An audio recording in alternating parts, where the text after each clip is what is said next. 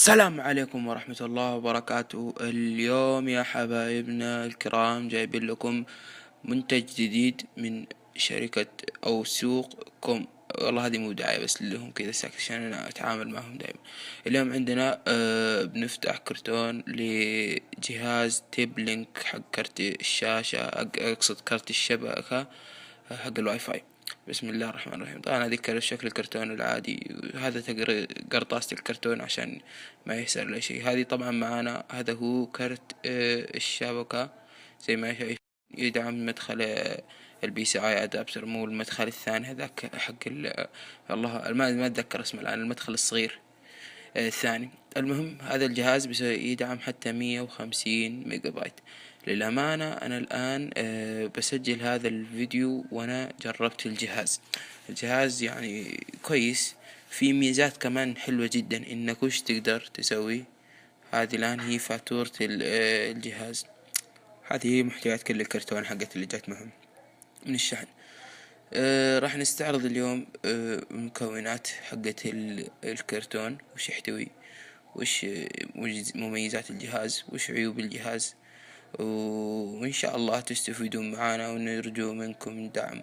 وفي هذا المقطع إن شاء الله بنعرف الجهاز على الكمبيوتر. وبعد وش ثاني بنسوي يا رب؟ صح، الجهاز طبعا يجي مع قطعة حق التحويلة طبعا في كمبيوترات تيجي زي ما تقول كده صغيرة، الكيس حقها صغير، فما راح تحتاج هي حتيجي أصلا معها قطعة تغير الحامل حق الدرع، الشيلد حق الحديد للقطعة نفسها. ما حيتواجهك أي مشكلة. ثاني شيء هيجي معاك قرص التعريف والكتيب عادي جدا. مانوال حق الجهاز يدعم ويندوز 7 ويندوز اكس واغلبية أنظمة التشغيل. طبعا الجهاز شو اسمه ذاك، يشتغل على تردد 800.2 من ما ادري ايش. المهم انه مو اقصى شيء. هذا الجهاز من الفئة مدنية مرة، بس يعني الشركة انا جربت جهاز قبل كذا حق الويرلس هذا، وفي اريا لا ما ضابط. احسن لك تشتري كرت وتريح نفسك. هذه شكل الكرتون من جميع الاتجاهات زي ما شايفين مع بعض. حنفتحها ونشوف وش الكرتون. محكمة بشكل والله تتعب، وانا اصور بيد واحدة. يلا حنحاول. طبعا هذا شاشة كمبيوتر، هذه الحواس حقت الصندوق طاولتي.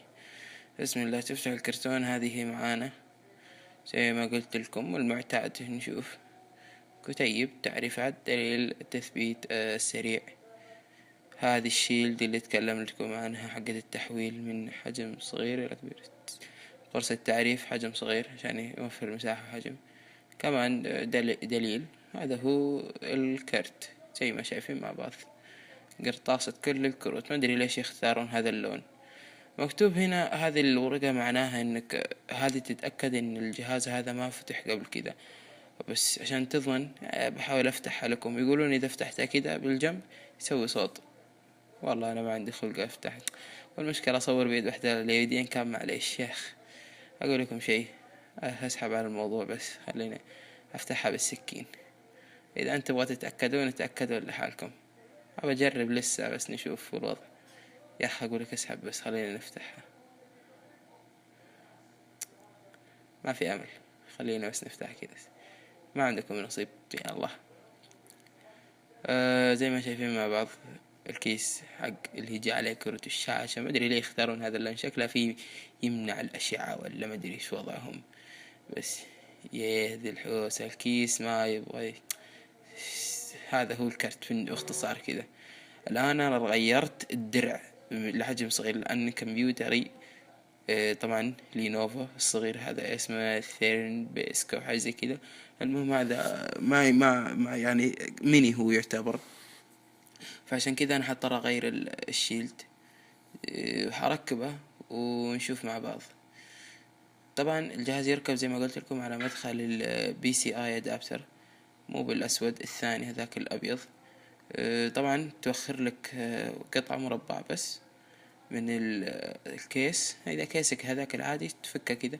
لا هي أصلا شوف أحيانا بعض الكيسات إلا تكسرها كسر، يعني عشان لا تخاف لا تقول خبصت وهذا الموضوع، تفكها وتجي تركب الكرت. حاول ان كل المسامير السهناء الذهبية هذه تنزل في الكرت مضبوط، وبعضهن يجي فيه زي تأمين كذا من ورا.